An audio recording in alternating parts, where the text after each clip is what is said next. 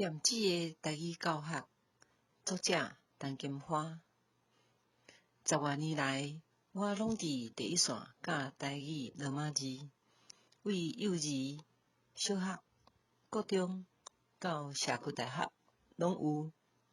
毋过，阮伫教育部的地位，依然号做母语教学支援人员，毋是老师。照讲，学校的台语课是要救母语的，救母语需要有书写的教育，书写系统爱简单好学。俗语讲，话是风，字是钟，母语就是爱文字化，爱选择简单的文字，服务幼路复杂的语音。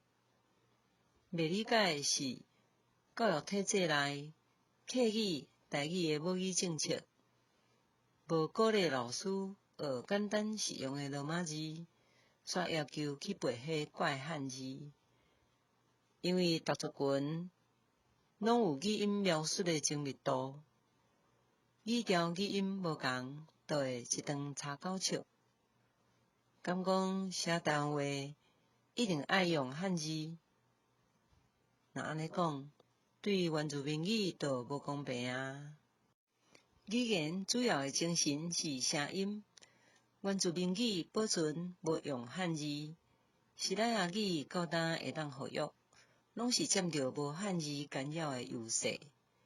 罗马字是国际通行文字，大人囡仔拢会使透过学习来写母语，有书写才会久长，阁有威力。尤其是台语七声八调，照音找字，是连幼儿嘛会晓的代志。虽然资源真有限，阮大学期伫短短的时间内，嘛拢有教囡仔会晓罗马字读写的咧。搁社区大学学着罗马字的大人，嘛开始写台语文投稿啊。学生为学着台语，认捌本土历史、地理甲文学，建立自信。有心的人早就传好国际交流的手来字啊！当初在地语文平平互打压，单刷分句跳坎，独台语无地位，互边缘化。真连越南语拢比台语搁较有资源通请。济台语人缴的税金，煞拢是别种母语人的资源，占多数的台语人简单眼前过尔。